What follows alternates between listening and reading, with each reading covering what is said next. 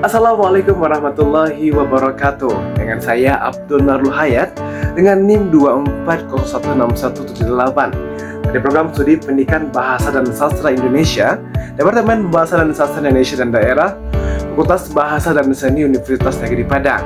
Baik, kali ini kami di sini akan menjelaskan tentang struktur organisasi berita surat kabar. Halo teman-teman sekalian, kita sekarang bahas tentang struktur organisasi media surat kabar. Apa sih pengertian struktur organisasi media surat kabar? Oke, baik, kita terangkan. Struktur organisasi media surat kabar adalah susunan pembagian tugas, wewenang, dan tanggung jawab dalam sebuah perusahaan pers yang menerbitkan koran. Struktur ini bertujuan proses produksi berita berjalan sistematis, profesional, dan sesuai dengan kode etik jurnalistik. Dalam praktiknya, organisasi surat kabar terbagi menjadi dua bagian besar. Yang pertama itu ada bagian redaksi atau disebut dengan editorial. Yang kedua ada bagian non-redaksi atau disebut dengan bisnis perusahaan. Baik, kita masuk ke struktur organisasi bagian redaksi.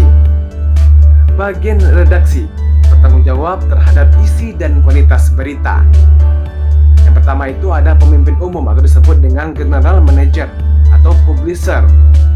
Penanggung jawab tertinggi perusahaan media, mengatur kebijakan umum perusahaan, mengawasi seluruh bagian redaksi dan bisnis. Yang kedua ada yang disebut dengan pemimpin redaksi, disebut dengan editor in chief, bertanggung jawab atas seluruh isi pemberitaan, menentukan arah kebijakan editorial, menyetujui berita sebelum diterbitkan, dan menjaga agar berita sesuai dengan kode etik jurnalistik. Baik, kita lanjut ke yang ketiga, ada yang disebut dengan redaktur. Redaktur ini pelaksana mending editor, mengatur kegiatan redaksi sehari-hari, mengkoordinasi redaktur dan reporter, memastikan target terbit terpenuhi. Yang keempat ada yang disebut dengan redaktur atau disebut dengan editorial, menyunting berita dari reporter, memperbaiki bahasa, judul, dan isi berita, menentukan kelayakan berita untuk dimuat. Biasanya dibagi berdasarkan rubrik. Yang pertama itu yaitu redaktur politik, redaktur ekonomi, redaktur pendidikan, redaktur olahraga, dan redaktur budaya, dan lain-lain sebagainya. Yang kelima ada reporter atau disebut dengan wartawan, mencari dan mengumpulkan informasi di lapangan, melakukan wawancara, menulis berita berdasarkan fakta. Yang keenam ada fotografer jurnalistik. Fotografer jurnalistik itu mengambil foto peristiwa, mendukung berita dengan dokumen visual.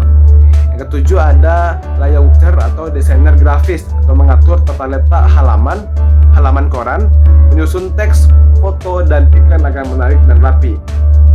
Baik, yang kedelapan ada editor bahasa atau disebut dengan copy editor, memeriksa kesalahan peta bahasa, memastikan penggunaan bahasa sesuai dengan kaidah. Oke, lanjut kita masuk ke struktur organisasi bagian non-redaksi. Bagian ini mengurus keuangan dan operasional perusahaan. Yang pertama itu ada manajer pemasaran, yang kerjanya adalah mengelola iklan, menjalin kerjasama dengan klien. Yang kedua, manajer keuangan, mengatur pemasukan dan pengeluaran, membuat laporan keuangan. Yang ketiga ada bagian sirkulasi, yaitu mengatur distribusi koran ke agen dan pembaca. Yang keempat itu ada bagian percetakan produksi, yang bertanggung jawab mencetak surat kabar tersebut. Yang kelima ada bagian administrasi dan SDM, mengelola data karyawan dan mengatur rekrutmen dan administrasi kantor tersebut. Alur kerja dalam struktur organisasi surat kabar, yang pertama itu reporter menjadi berita, reporter menyerahkan naskah ke redaktur, redaktur menyunting dan menyerahkan ke redaktur pelaksana.